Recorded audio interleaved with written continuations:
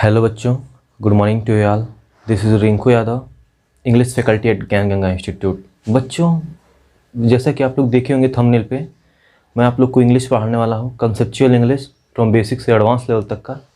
बच्चों, मैं आपको बताऊँ, इस समय ना जिस हिसाब से पॉपुलेशन बढ़ रहा है, आप देख रहे होंगे अपने आसपास, जिस हिसाब से पॉपुलेशन बढ़ रहा है ना, उस हिसाब से जो कंपटीशन है, उसमें कंपटीशन में तो एग्ज़ाम देने वाले बच्चों की संख्या भी बहुत तेज़ी से बढ़ रही है। और ऐसे में जो एग्जामिनर्स हैं उन लोग के लिए समस्या ये है कि क्वेश्चन कैसे बनाया जाए।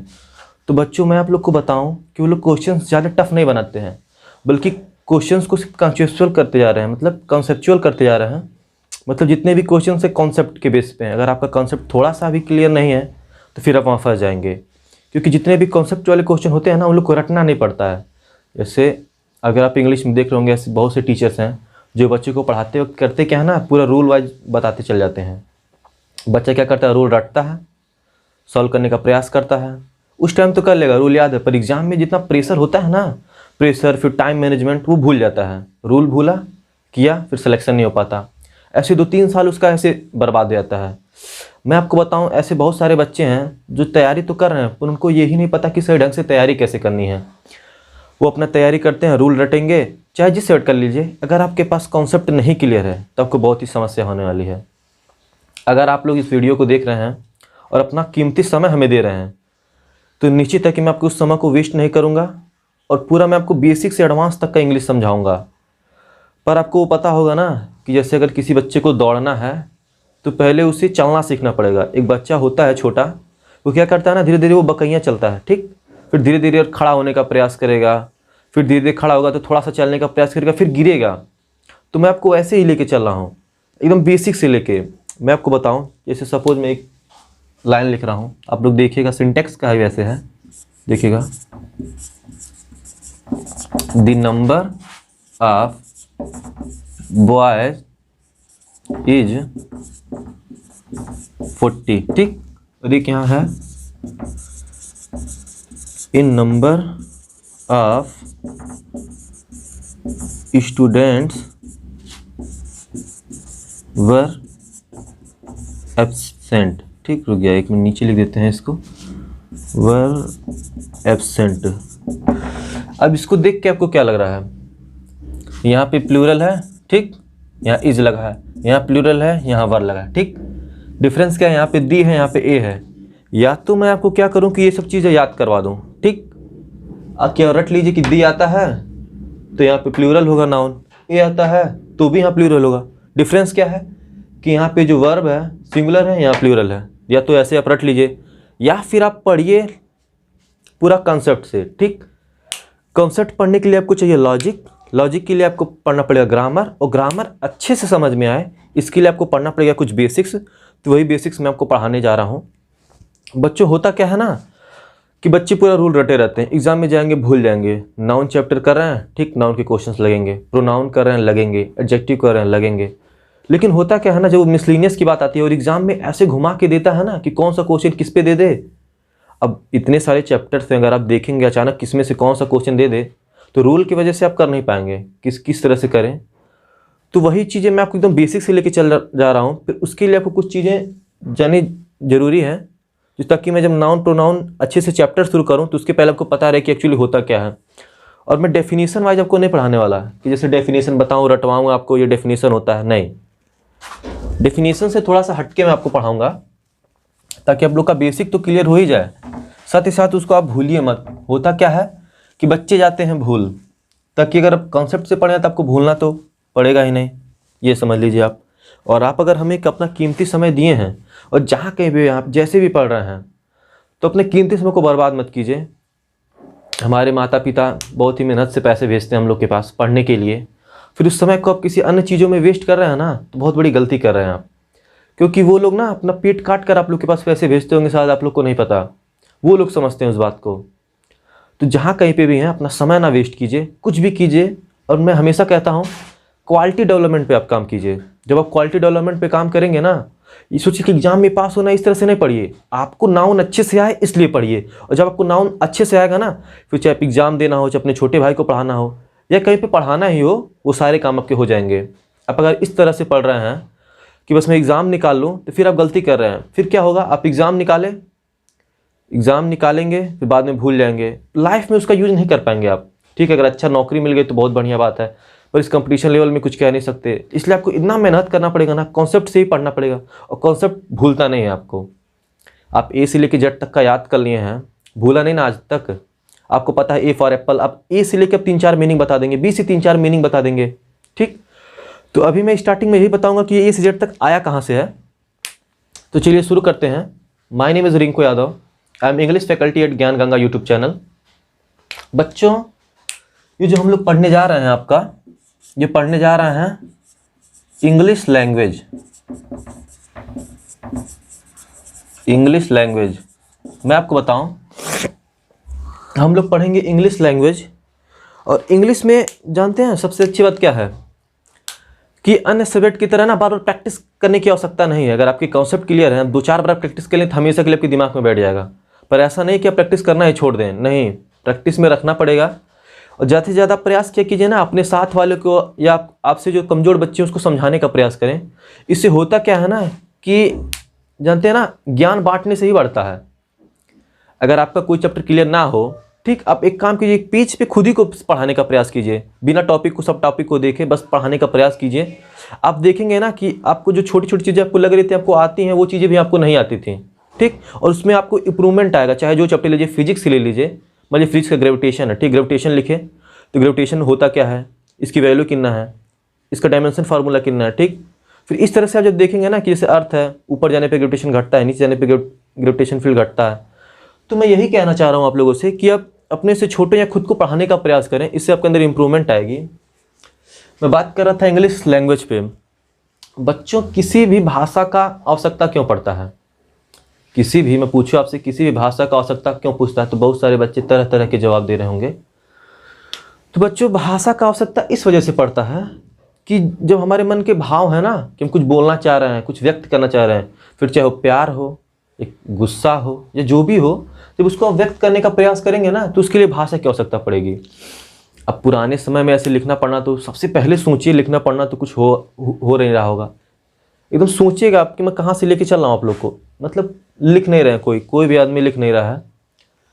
तो होता ये है कि वो लोग कुछ ना कुछ आवाज़ निकालने का ही प्रयास कर रहे होंगे। भगवान ये सबको कंठ दिए हुए हैं तो कुछ ना कुछ निकल ही रहे होंगे जीवा से। तो क्या किए वो लोग, सबसे पहले ना, मान लीजिए आया कोई मान लीजिए जानवर आ गया तो चिल्लाए होंगे, तो फिर वो नोटिस किए होंगे जितने सारे लोग डरते हैं तो चिल्लाते हैं। ठीक, यानी कि किसी लैंग्वेज का शुरुआत कब हुआ? साउंड से। ठीक, किसी भी लैंग्वेज का शुरुआत हुआ साउंड से। अब ऐसे तो हम लोग तरह तरह की आवाज़, कितनी भी तरह की आवाज़ निकाल सकते हैं। तो एक हम बता रहे हैं आपको इंडियन इंटरनेशनल फिनेटिक अल्फ़ाबेट, इसके अकॉर्डिंग इंग्लिश में 44 साउंड्स हैं। वो इंडियन बार बार याद आता है, इंडियन हो ना। तो इंटरनेशनल फिनेटिक अल्फ़ाबेट, इसके अकॉर्डिंग जो इंग्लिश भाषा है इसमें 44 साउंड्स हैं टोटल। ठीक, अब ये 44 साउंड्स आप लोग सोच रहे होंगे कौन कौन सा साउंड है, और आप लोग को शायद पता होगा कि आप लोग इस्तेमाल भी करते हैं इन सब साउंड्स का। अभी मैं बताऊं आपको, तो इसको 2 पार्ट में कैटेगराइज किया गया है। जो पहला है वो है वाउल साउंड, और फिर जो दूसरा है वो है कंसोनेंट साउंड। ठीक, यानी कि 44 से वाउल साउंड्स हैं, कंसोनेंट साउंड है। ठीक, अभी मैं बच्चों आपको बताऊं, साउंड से ही अगर आ गया, ये ओ देख रहे हैं हम, इसको बहुत बच्चे पढ़ते हैं वावेल। ठीक, अगर मैं देखें, बहुत सारे टीचर्स को भी नहीं पता होगा, इसको बच्चे पढ़ते हैं वावेल, क्योंकि वावल है नहीं, ओ से ना आ का उच्चारण होता है। ठीक, आ का। ठीक, तो जैसे मैं आगे यहां पे लिखता हूं, ये क्या है? ऑप्शन नहीं, ऑप्शन। ठीक, अगर मैं, आप लोग अगर पढ़ रहे हैं, स्टूडेंट हैं, भगवान करें, माता रानी करें आपकी जॉब लग जाए। ठीक, इसको क्या पढ़ेंगे? जॉब, जैसे मैं अभी बोला हूं, लेकिन ये जॉब नहीं होता, ये होता है जॉब। ठीक, ऐसे बहुत सारे वर्ड है ना जिसमें आप मिस्टेक करते हैं। ये क्या है? कॉन्सोनेंट नहीं, कंसोनेंट। ठीक, तो ऐसे बहुत सारे वर्ड हैं जिसमें बच्चे क्या करते हैं ना कि उसका जो प्रोनाउंसिएशन, अभी एकदम ध्यान दीजिएगा, क्या कहते हैं? प्रोनाउंसिएशन। ठीक, अब देखिए, मैं इसको गलत पढ़ा तो मैंने गलत स्पेलिंग भी लिख दी इसकी, ठीक। ये होता है प्रोनाउंसिएशन, मैं आपको बताया हूँ ना, इससे आ का उच्चारण आता है प्रोनाउंसिएशन, ठीक। जब नन आया ना तो यहाँ पे मैंने ओ लिखा हुआ है, ठीक। तो बच्चों मैं कहना चाहता हूँ कि आज की कंपटीशन के ज़माने में ऐसा कोई एग्ज़ाम नहीं है या कुछ ही एग्ज़ाम बचे होंगे जिसमें स्पेलिंग एरर ना आता हो। और अगर आप किसी भी वर्ड का प्रोनाउंसिएशन सही नहीं कर रहे हैं तो बच्चों क्या करेंगे, आप स्पेलिंग मिस्टेक करेंगे। और स्पेलिंग मिस्टेक आप जान रहे हैं, इतनी कंपटीशन में अगर आपका एक भी क्वेश्चन, दो भी क्वेश्चन गलत हो जाता है तो रैंक कितनी नीचे चली जाती है और मेरिट लिस्ट में बाहर भी आते हैं। और सबसे ज़्यादा दुख होता है जो बच्चे 1 नंबर 2 नंबर या कुछ पॉइंट नंबर्स में पीछे जाते हैं। तो मैं यही कहना चाहता हूँ कि आप जितने भी अच्छे से इनके प्रोनाउंसिएशन करते हैं तो उससे आपका स्पेलिंग बहुत बढ़िया होगा, ठीक। एग्जाम पॉइंट ऑफ से ये बहुत इंपॉर्टेंट चीज़ थी। यानी कि अगर आपको पढ़ना शुरू करना है तो शुरुआत से शुरू करते हैं और इसका प्रोनाउंसिएशन से ही सही करते हैं। बचपन में जब होमवर्क मिलता था कि read chapter 1 read chapter 2 homework मिलता था तो हम लोग उस समझते थे कि होमवर्क मिला है नहीं रीड करने को, चलो छोड़ो। लेकिन हम लोग वहीं पे गलती करके आए हैं और ये बचपन से ही गलती करके आए हैं कि रीड नहीं करना है और फिर उतना ध्यान नहीं दिए। अब देख लीजिए उसका नतीजा कि स्पेलिंग मिस्टेक्स होते हैं और फिर हम टीचर्स बच्चों से पूछते हैं सर कैसे स्पेलिंग मिस्टेक, और कितने वर्ड आप याद करेंगे। अगर आपको मान लीजिए कुछ वर्ड्स इंपॉर्टेंट अगर आप देख रहे हैं जो एग्जाम पॉइंट ऑफ व्यू से आते हैं, पर कितने वर्ड याद करेंगे। इस कंसेप्चुअल के ज़माने में वर्ड सब कुछ कम ही रिपीट होते हैं। इससे बेहतर ये है कि बैसाखी का सहारा ना लीजिए, लाइफ में कभी भी बैसाखी का सहारा ना लीजिए। बस एकदम main knowledge point two point याद कीजिए, ठीक। अगर आप इस तरह से पढ़ेंगे ना कॉन्सेप्ट वाइज, फिर आपको कहीं समस्या नहीं होगा किसी भी एग्जाम देने में। मैं कहा था कंसोनेंट साउंड, वाउल साउंड, ठीक। अब ये साउंड से ना फिर लेटर बनाया गया, यानी ये साउंड जो है ना इन दोनों को मिला के फिर लेटर्स बनाया गया, ठीक है। यानी कि हम एक चीज कह सकते हैं, जो ये लेटर्स होते हैं कि रिटन फॉर्मेशन ऑफ साउंड, ठीक। मतलब इसका रिटन फॉर्मेशन लेटर्स होते हैं, ठीक। अगर मैं आपको ये चीज़ बताऊं, ये वाउल साउंड है, थोड़ा सा आप गेस कीजिए कि कितने वाउल साउंड हो सकते हैं। बहुत बच्चे 5 सोच रहे होंगे, बहुत बच्चे 10 सोच रहे होंगे, 44 यहाँ लिख दिया गया है और इंग्लिश में तो 26 अल्फ़ाबेट्स ही हैं। तो बच्चों ये होते हैं 20 और जो रिमेनिंग बचे 24 जो होते हैं कंसोनेंट साउंड, ठीक। मैं आपको बताऊं बच्चों, इन्हीं दोनों का इस्तेमाल करके, ठीक, इंग्लिश भाषा में जितने भी वर्ड्स हैं उन लोग का प्रोनाउंसिएशन डिपेंड करता है। जैसे मैं अगर ये बताऊं आपको एग्जांपल, फॉर एग्जांपल ये क्या लिखा है, शिट, ठीक। अगर मैं अभी बताऊं I want a shit to write a paper, तो क्या कहेंगे, पागल हो गया क्या, शिट चाहिए इसको। लेकिन अगर मैं ये बोलूं I want a shit to write a letter, ठीक, तो शीट और सिट में अंतर है, ठीक। इससे समझ ही रहे होंगे अब क्या मीनिंग निकल रहा है। वर्ड सही है पर इससे मीनिंग क्या निकल रहा है, हमें यूज क्या करना है, अर्थ का पूरा अनर्थ करते जा रहा है। हमको चाहिए क्या, शीट, ठीक। अगर आप मान लीजिए अपने दोस्त से पूछ रहे हैं कि और दोस्त कहाँ गए थे गर्मी की छुट्टी में, तो क्या कहेगा, मैं गया था बीच पर, ठीक। आपको सुन के भी हंसी लगेगा, आप तो पढ़े लिखे हैं, ठीक। बोलेगा मैं बीच पर गया था, कहेगा पागल है क्या, बीच पे कैसे जाएगा, कुत्ते पे जाएगा। ये होता है बीच, ठीक। यानी कि मैं बात कर रहा हूं कि आपके ये जो होता नहीं है समुद्र के किनारे जिस पार्ट पे से लोग घूमते हैं, बस वहीं वो गया होगा वहां, बोल कह रहा है यहाँ। तो बच्चों मैं ये कहना चाहता हूं ना कि आप जितनी भी चीजें कंसेप्ट से पढ़ें, और ये जो शिट था और सीट था, मतलब हमने उसको क्या क्या फैला दिया, पूरा खींच दिया। यानी कि शिट जो है, ठीक, वो शॉर्ट साउंड में आता है और शीट जो है लॉन्ग साउंड में आता है। तो वो सब एग्जाम पॉइंट व्यू से उतना इंपॉर्टेंट नहीं है, इसलिए मैं इसको लिख नहीं रहा हूँ। बच्चों मैं ये बताना चाहता हूँ आप लोगों को कि अभी हम लोग का लेटर बन चुका है, ठीक, जिसमें से होते हैं 26 अल्फ़ाबेट, ठीक।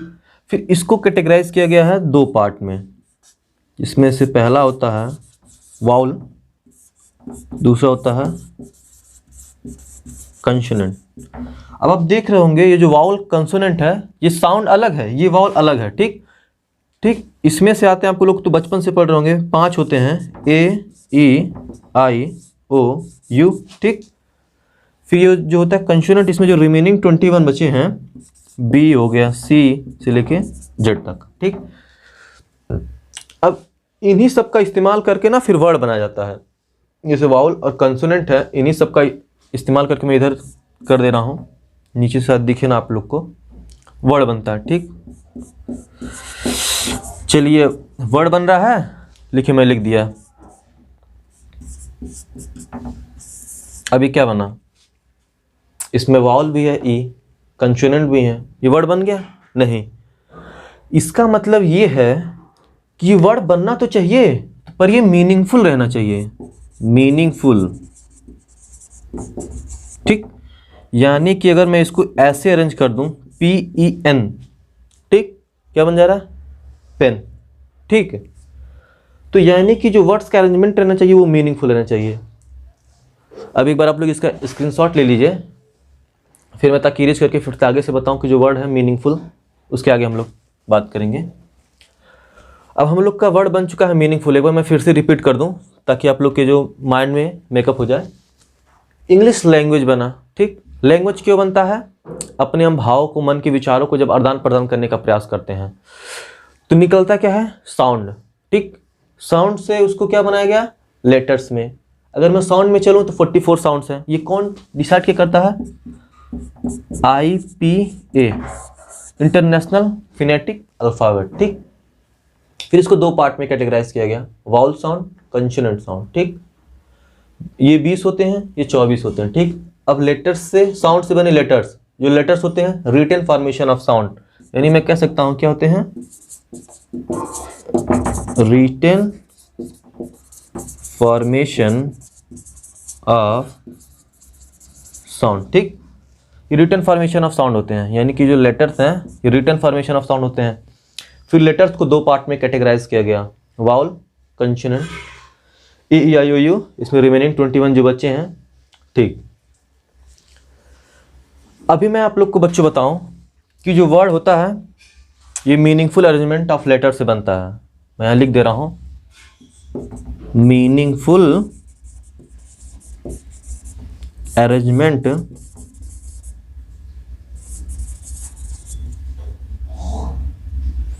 ऑफ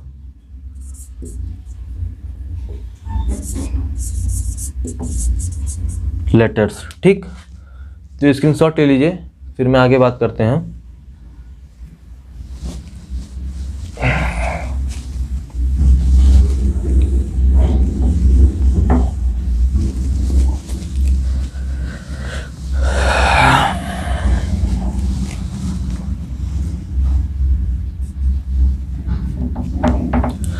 बच्चों हम लोग कहाँ तक पहुँच चुके थे? हम लोग का वर्ड जो है बन चुका था, यानी कि हम लोग का जो वर्ड है बन चुका था वो भी मीनिंगफुल था। इसमें अरेंजमेंट इंपॉर्टेंट है, नहीं तो कुछ भी अब वर्ड बन सकता है जिसका कोई मीनिंग नहीं निकलेगा।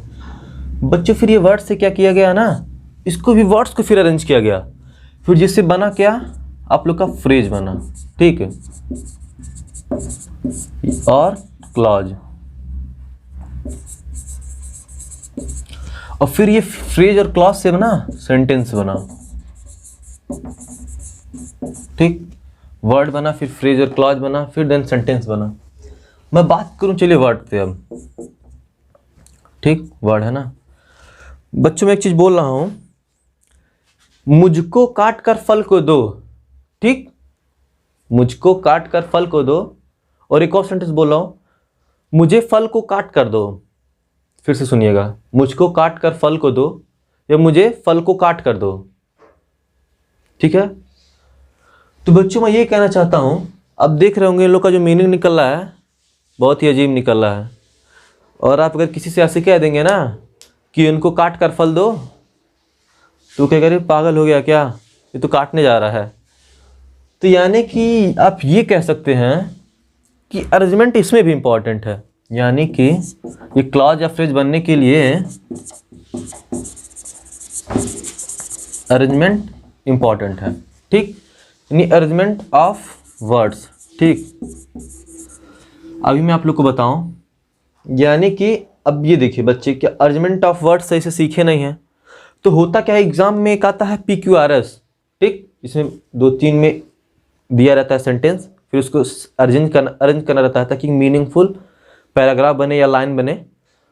तो बच्चों मैं बताऊं, अगर आप ये अरेंजमेंट ऑफ वर्ड सही से आपको पता नहीं ना, तो फिर फ्रेज क्लॉज में समस्या होगी आपका। फ्रेज कौन सा है क्लॉज, फिर फ्रेज क्लॉज जब क्लियर होगा तभी उसको कर पाएंगे। यानी कि इसके लिए आपको PQRS अगर ये आता है तभी आप इसको कर पाते हैं, नहीं तो फिर समस्या होता है कैसे करें इसको। फिर हम लोग वही पुराना टेक्निक लगाने का प्रयास करते हैं कि बैठाएंगे पढ़ पढ़ के कौन किस पे बैठ रहा है। तो ये अब तुम्हारा जिस हिसाब से एग्जाम अब आ रहा है कंसेप्चुअली, वो सब अब सक्सेस नहीं होना, ना ही आपके पास उतना समय है, ना ही आपके पास उतना समय है और ना ही आपके पास कंसेप्ट है, तो इसलिए आप कर नहीं पाएंगे। तो बच्चों अभी हम लोग का बन चुका है फ्रेज और क्लॉज, ठीक। फिर सेंटेंस हम लोग का बन चुका है। मैं ये वर्ड्स के बारे में अगर आपको बताऊं, कि हम लोग जो बोल रहे हैं ना वर्ड, जितने भी वर्ड्स बोलते हैं, फिर इसको कैटेगराइज किया गया पार्ट ऑफ स्पीच में, ठीक। Parts of speech. अब पार्ट ऑफ स्पीच का नाम आप लोग तो सुने होंगे बचपन से, लेकिन ये नहीं पता होगा कहाँ से आया है। तो बच्चों वर्ड से ही वो आया है, बस वर्ड को ही कैटेगराइज किया गया अलग अलग टाइप्स में। ये बच्चों होता है 8 होते हैं पार्ट ऑफ स्पीच हमारे, ठीक। अगर मैं शुरू करूं सबसे पहले नंबर पे, तो पहला होता है आपका नाउन, ठीक। देन फिर आपका दूसरा होता है प्रोनाउन, तीसरा होता है एडजेक्टिव, देन फिर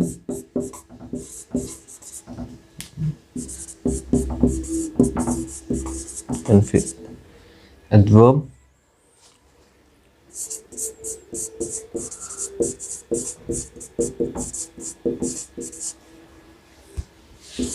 preposition, conjunction, and then बच्चों मैं आपको क्या कहना चाह रहा हूं कि आप देख रहे होंगे इसके 8 पार्ट्स हैं, ठीक। नाउन, इसको बच्चे बहुत लोग पढ़ते हैं प्रोनाउन, ये है तो प्रोनाउन, ठीक। मैंने आप ओ का उच्चारण बताया था, अ होता है प्रोनाउन। देन फिर ये देख रहे हैं आप, अगर आप लोग मेरे साथ साथ बोलिए एडजेक्टिव, ये गलत है, बिल्कुल गलत है, ठीक। ये ए और जी के बीच का जो डी है ना, ये बच्चे साइलेंट रहता है, इसको पढ़ते हैं एडजेक्टिव। ये डी रहता है। अगर मैं आपको ये बोलूं कि जब आप लोग किसी से गुस्सा उस्सा रहते हैं तो आप लोग उसके साथ क्या करना चाहते हैं, एडजस्ट नहीं एडजस्ट, ठीक, एडजस्ट, ठीक। तो क्या है ना, ए और जी के बीच का जो डी रहता है ना, ये हमेशा साइलेंट रहता है। तो इससे क्या होगा ना, आपका स्पेलिंग एरर नहीं होगा, उसमें हेल्प करेगा। ये क्या होता है, वर्ब नहीं वर्ब, फिर से बोलिए, वर्ब नहीं वर्ब। ये क्या होता है, एडवर्ब।